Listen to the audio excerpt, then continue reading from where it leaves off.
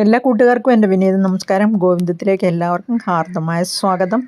കൂട്ടുകാരെ, നമുക്കിന്ന് കാർത്തവീര്യാർജുനൻ്റെ കഥ കേൾക്കാം. ചന്ദ്രവംശത്തിലെ രാജാവായ ഹേഹേൻ്റെ പരമ്പരയിലായിരുന്നു കൃതവീര്യപുത്രനായ കാർത്തവീര്യാർജുനൻ ജനിച്ചത്. അദ്ദേഹം നർമ്മദാ നദിയുടെ തീരത്തുള്ള മാഹിഷ്മതി എന്ന നഗരം തലസ്ഥാനമാക്കിയാണ് രാജ്യഭരണം നടത്തി വന്നിരുന്നത്. ഒരിക്കൽ അദ്ദേഹത്തിൻ്റെ രാജധാനിയിൽ ചെന്ന നാരദ മഹർഷിയുടെ ഉപദേശപ്രകാരം അദ്ദേഹം നർമ്മദാ നദീതീരത്തിൽ ഒരാശ്രമം പണിത് ഭാര്യാസമേതം അവിടെ താമസിച്ചുകൊണ്ട് ഭദ്രദീപ പ്രതിഷ്ഠാവ്രതം ആരംഭിച്ചു. അത്രി മഹർഷിയുടെ പുത്രനായ ദത്താത്രേയനായിരുന്നു അർജുനൻ്റെ ഗുരു. വ്രതാവസാനത്തിൽ സന്തുഷ്ടനായ ദത്താത്രേയൻ അദ്ദേഹത്തിൻ്റെ ആഗ്രഹപ്രകാരം 1000 ബാഹുക്കൾ ഉണ്ടാകട്ടെ എന്ന് വരം നൽകി. ഇങ്ങനെ 1000 കൈകൾ ലഭിച്ച കാർത്തവീര്യാർജുനനാകട്ടെ മഹാ അഹങ്കാരിയായി തീർന്നു. അദ്ദേഹം മാഹിഷ്മതിയിൽ ചെന്ന് രാജാവായി 80,000 വർഷം രാജ്യം ഭരിച്ചു എന്നാണ് പറയപ്പെടുന്നത്. ഒരിക്കൽ അഗ്നിദേവൻ കാർത്തവീര്യാർജുനനെ വിളിച്ച് ആഹാരം യാചിച്ചു. തൻ്റെ രാജ്യത്തിലുള്ള കാടുകളും മേടുകളും ഭക്ഷിച്ചു കൊള്ളുവാൻ രാജാവ് അഗ്നിദേവന് അനുവാദം കൊടുത്തു. അഗ്നിദേവൻ അപ്രകാരം ഭക്ഷിക്കുന്ന കൂട്ടത്തിൽ ആപവൻ എന്ന മഹർഷിയുടെ ആശ്രമവും തനിക്ക് ഇരയാക്കി. തൻ്റെ ആശ്രമം വെന്തുപോകാൻ കാരണക്കാരൻ കാർത്തവീര്യാർജുനനാണെന്ന് മനസ്സിലാക്കിയ മഹർഷി അദ്ദേഹത്തിൻ്റെ 1000 കൈകളും പരശുരാമനാൽ ഛേദിക്കപ്പെടട്ടെ എന്ന് ശാപം കൊടുത്തു അത്രേ. രാവണൻ തനിക്ക് ലഭിച്ച വരങ്ങളുടെ ബലത്താൽ അഹങ്കാരിയായി ദിഗ്വിജയം നടത്തി വരുന്ന കാലത്ത് ഒരവസരത്തിൽ സൈന്യങ്ങളോടുകൂടി നർമ്മദാ നദിയുടെ തീരത്തെത്തിച്ചേർന്നു. ഒരു രാത്രി അവിടെ കഴിച്ചുകൂട്ടിയ ശേഷം രാവണൻ പിറ്റേ ദിവസം പ്രഭാതത്തിൽ നർമ്മദയുടെ മണൽത്തട്ടിൽ ശിവലിംഗം പ്രതിഷ്ഠിച്ച് പൂജ ആരംഭിച്ചു. ആ അവസരത്തിൽ കാർത്തവീര്യാർജുനൻ നർമ്മദയിൽ കുറേ താഴെയായി സ്ത്രീജനങ്ങളോടുകൂടി ജലക്രീഡ ചെയ്യുകയായിരുന്നു. അദ്ദേഹം തൻ്റെ 1000 കൈകളും കൊണ്ട് നർമ്മദയിലെ ജലം തടഞ്ഞു നിർത്തി.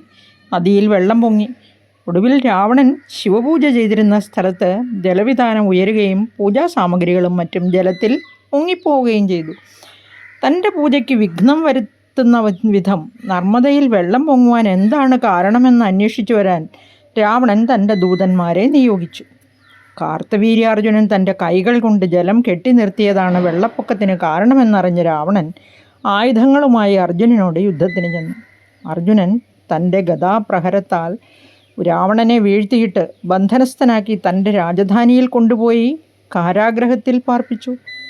രാവണനാകട്ടെ 1 വർഷക്കാലം അവിടെ താമസിക്കേണ്ടി വന്നു. രാവണൻ്റെ പിതാമഹനായ പുലസ്ത്യ മഹർഷി വിവരമറിഞ്ഞ കാർത്തവീര്യാർജുനൻ്റെ സമീപത്ത് ചെന്ന് രാവണനെ വിമുക്തനാക്കി.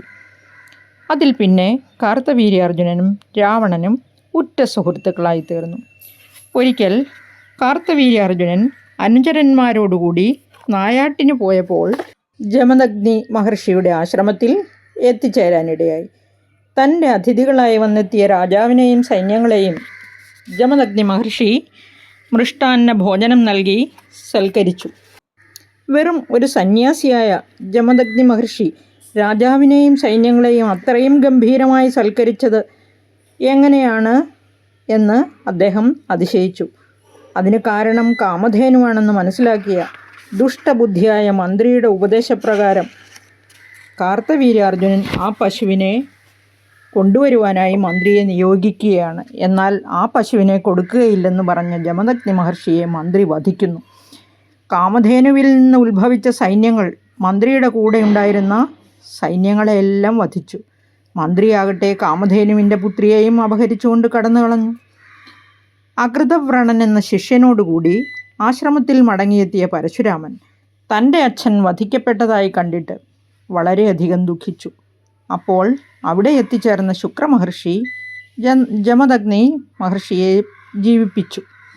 പരശുരാമൻ തൻ്റെ പിതാവിനെ വധിച്ച കാർത്തവീര്യാർജുനനെ വധിക്കുവാനായി വൺമഴു, ശാപബാണങ്ങൾ എന്നിവയോടുകൂടി പുറപ്പെട്ട് മാഹിഷ്മതി നഗരത്തിൽ ചെന്ന് അദ്ദേഹവുമായി യുദ്ധം ആരംഭിച്ചു. അർജുനനാകട്ടെ 10,000 പുത്രന്മാരോടും 17 അക്ഷൗഹിണി പടയോടും കൂടി പരശുരാമനുമായി യുദ്ധത്തിനിറങ്ങി. പരശുരാമനോടെതിരിട്ട സൈന്യങ്ങളെല്ലാം ചത്തൊടുങ്ങി. കാർത്തവീര്യാർജുന പുത്രന്മാരും കുറെയെല്ലാം വധിക്കപ്പെട്ടു. ശേഷിച്ചവരെല്ലാം ഓടി ഒളിച്ചു. ഒടുവിൽ പരശുരാമൻ അർജുനനുമായി യുദ്ധം ചെയ്ത് അദ്ദേഹത്തിൻ്റെ കൈകളെല്ലാം ഛേദിച്ചു വീഴ്ത്തിയ ശേഷം അദ്ദേഹത്തെയും വധിക്കുന്നു. ഭഗവാന്റെ അവതാരമായ പരശുരാമനാൽ വധിക്കപ്പെട്ടതിനാൽ കാർത്തവീര്യാർജുനന് മോക്ഷം ലഭിക്കുകയാണ്. പരശുരാമനോട് തോറ്റോടിപ്പോയ കാർത്തവീര്യാർജുനൻ്റെ പുത്രന്മാർ തങ്ങളുടെ പിതാവ് വധിക്കപ്പെട്ടു എന്നറിഞ്ഞപ്പോൾ പക വീട്ടുവാനായി പരശുരാമൻ ആശ്രമത്തിൽ ഇല്ലാതിരുന്ന അവസരം നോക്കി അവിടെ ചെന്ന് ജമദഗ്നി മഹർഷിയെ വധിക്കുകയാണ്. തൻ്റെ ഭർത്താവ് വധിക്കപ്പെട്ടത് കണ്ടിട്ട് രേണുക മാറത്തടിച്ച് നിലവിളിച്ചു. പെട്ടെന്ന് തന്നെ ആശ്രമത്തിലെത്തിയ പരശുരാമൻ അതീവ ക്രുദ്ധനായി തീർന്നിട്ട് അച്ഛൻ്റെ മൃതശരീരം സൂക്ഷിച്ച ശേഷം ആയുധങ്ങളുമായി പോയി 21 വട്ടം ക്ഷത്രിയ വംശത്തെ നശിപ്പിച്ച് ആശ്രമത്തിൽ മടങ്ങി വന്ന് പിതാവിനെ വീണ്ടും ജീവിപ്പിച്ചു. അതിൽ പിന്നെ ഭൂമിയെ ബ്രാഹ്മണർക്ക് ദാനം ചെയ്ത ശേഷം പരശുരാമൻ തപസ്സിനായി മഹേന്ദ്രപർവ്വതത്തിലേക്കും പോയി. ഈ കഥ 36-ാം ദശകത്തിൽ നാരായണീയത്തിൽ പറഞ്ഞിട്ടുണ്ട്. വളരെ ചുരുക്കിയാണ് ശ്രീ മേൽപ്പത്തൂർ പറഞ്ഞിരിക്കുന്നത്. ഇനി ഭാഗവതം 9-ാം സ്കന്ധത്തിലും അധ്യായം 15, 16 എന്നീ ഭാഗങ്ങളിലായിട്ട് സൂചിപ്പിച്ചിട്ടുണ്ട്. ഭാഗവതത്തിലും ചുരുക്കിയേ പറഞ്ഞിട്ടുള്ളൂ, രാമായണത്തിലും പറഞ്ഞിട്ടുണ്ട്. അത് ലിങ്കുണ്ട് എല്ലാവർക്കും. രാമായണത്തിൽ വളരെ വിശദമായിട്ട് തന്നെ ഈ കഥകളെല്ലാം പറഞ്ഞിട്ടുണ്ട്, പരശുരാമൻ്റെയും കാർത്തവീര്യാർജുനൻ്റെയും എല്ലാം. അതുകൊണ്ട് രാമായണത്തിൻ്റെ ലിങ്ക് ഈ ഡിസ്ക്രിപ്ഷൻ ബോക്സിൽ കൊടുക്കുന്നുണ്ട്. എല്ലാവർക്കും ആ കഥയും കേൾക്കാവുന്നതാണ്. ഒരു കാര്യം മറക്കാതിരിക്കുക, പുരാണകഥകൾ ശ്രവിക്കുന്നതും കേൾക്കുന്നതും എല്ലാം ഭക്തിയുടെ ലക്ഷണങ്ങളാണ്. ഭക്തി ഭഗവാനിലേക്ക് നമ്മളെ അടുപ്പിക്കുമല്ലോ. എല്ലാവർക്കും നന്ദി, നമസ്കാരം, ശുഭദിനം നേരുന്നു. എല്ലാവർക്കും നന്മയുണ്ടാകട്ടെ, സമാധാനവും സന്തോഷവും നിറഞ്ഞതാകട്ടെ നിങ്ങളുടെ ജീവിതം.